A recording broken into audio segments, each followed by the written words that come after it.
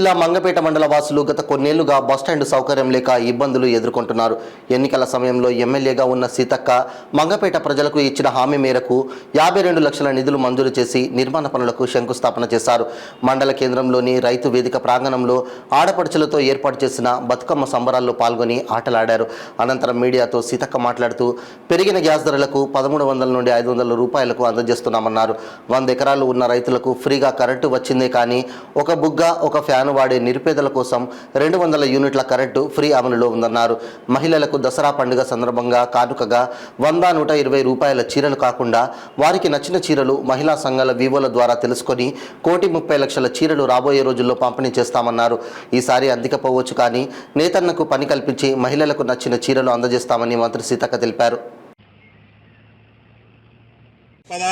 ఆన్యోషణ్యసీదసాదనం ప్రణవ సకల కళ్యాణ భాజనం ఇంద్రజాయతే గురుణో ధ్రువం దేవో బృహస్పతి ధ్రువంత ఇంద్రాగ్నిచ్చ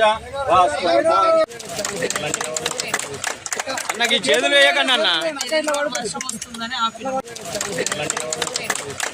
అన్నకి చేతులు వేయకండి అన్న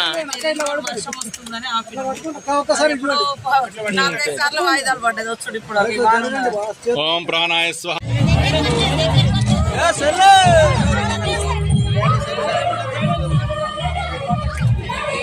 అక్క అక్క అక్క ఒకసారి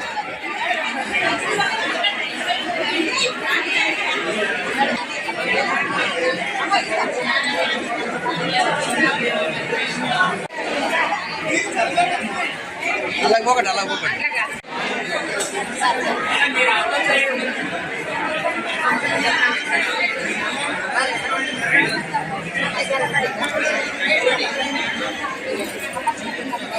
అక్క లంచ్ చేయబో కదా ఇవన్నీ ఉన్నాయంటే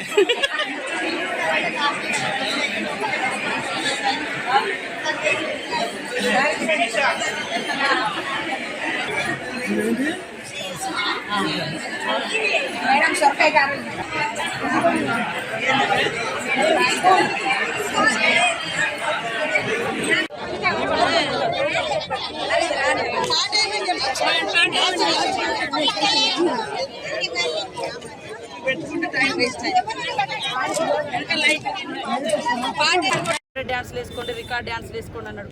ఇది మహిళలకు ఉపయోగపడేదే పెట్టినాం. మరి ప్రతి ఇంట్లో ఆడకూతురు అదనంగా పెరిగినటువంటి 1300 గ్యాస్ ఉండే, అది దాన్ని కాస్త 500కు తగ్గించి మేము మరి మిగతా భారాన్ని తగ్గించి 500కే గ్యాస్ ఇస్తా ఉన్నాం. గతంలో 100 ఎకరాలు ఉన్న వాళ్ళకు చేన్లలో కరెంటు ఫ్రీగా ఇచ్చారు కానీ ఒక బుగ్గ ఒక ఫ్యాన్ ఉన్న వాళ్ళకి కరెంటు ఫ్రీగా రాలే. ఇప్పుడు మేము 200 యూనిట్ల ఫ్రీగా ఇస్తున్నాం. అదే కాకుండా మేము అలా మరి 120 రూపాయలకు 150 రూపాయలకు సూరత్ నుంచి 2 చీరలు తెచ్చుడొద్దు కాబట్టి ఒక స్పష్టతతోటి సీఎం గారు ఆల్రెడీ వివోల ద్వారా వాళ్ళకు నచ్చినటువంటి మంచి మహిళలకు డిజైన్స్ కూడా సెలెక్షన్ చేసి దాదాపు 1,20-30 లక్షల అది లెక్క తీస్తున్నారు. ఆ చీరలన్నీ మేము ఆర్డర్ ఇచ్చి 2 చీరలు మహిళలకు రాబోయే కాలంలో రాష్ట్రంలో ఇవ్వబోతున్నాం.